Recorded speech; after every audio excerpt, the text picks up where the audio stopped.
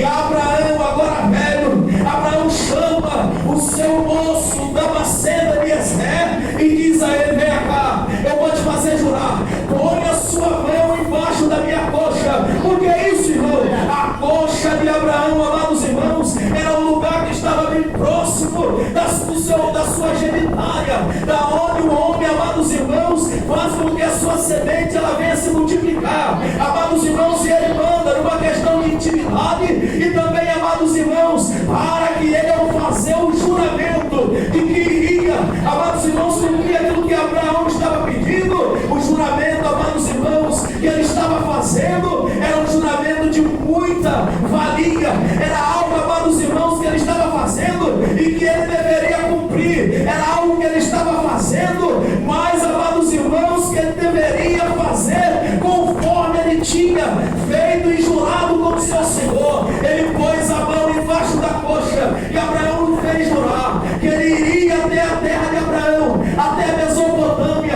e no meio da sua parentela iria ver uma esposa para o seu filho Isaque. Ele fez jurar que se ele não trouxesse, que ele não iria fazer com que o seu filho casasse com uma das cananeias. E ele disse ao seu Senhor: mas e se eu for e a jovem não quiser vir comigo? Aí Abraão, que é o mesmo, diz a ele o seguinte: o Senhor, o Deus que me chamou e que me fez chegar até aqui, ele vai com você até lá. Aleluia! Ele vai com você até lá. E se a jovem não quiser vir, eu tenho uma coisa para te falar: você está livre do juramento que você fez. Aí ele abardou o jumento, tomou sobre eles também muita riqueza, e ele foi em direção a Padã Arã. E quando ele chegou do lado de fora da cidade, ele ajoelhou e também fez os camelos ajoelhar. Ele fez uma oração ao Senhor, dizendo: Senhor, eu quero pedir uma coisa ao Senhor,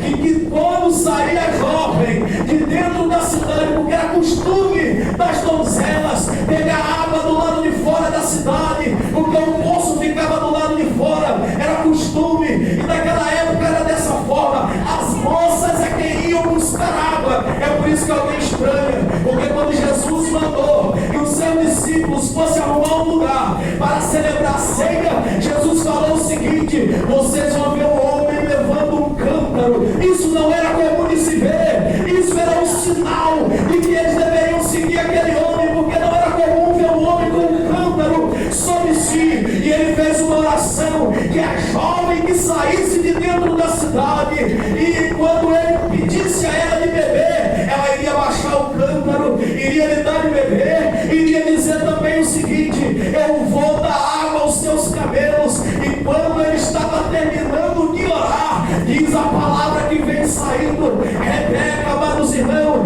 de dentro da cidade, carregando o cântaro sobre si. E quando ela está saindo com o cântaro sobre ela, amados irmãos, diz a boa palavra, ele ficou observando. Ela desceu a fonte, encheu o cântaro, subiu com o cântaro cheio, e ele pediu de beber a ela. Ela baixou o cântaro, deu de beber e disse: eu também vou dar os seus camelos. Eu creio que naquele momento ele deu um pulo de vitória e disse: o Senhor vive. Amados irmãos, naquela hora, diz a palavra, ela começou a dar de beber os camelos, amados irmãos, e não era fácil a tarefa de dar de beber os camelos. Ela ainda era jovem, pura, e quando, amados irmãos, ela fez aquilo, ele lhe presenteou, ele lhe deu ouro, lhe deu, amados irmãos, alguns pingentes, e perguntou a ela, e Deus vai confirmar: de quem você é filha? Ela disse para ele: eu sou filha de Betuel, eu sou filha de Betuel. E, amados irmãos, e quando ela falou isso, ele disse: tem na sua casa lugar para eu posar e também para os animais. A Bíblia diz, irmãos, que ela disse que tinha, mas foi falar com o seu irmão Labão. E quando ela contou Labão, a Bíblia diz que Labão, ele foi ver o homem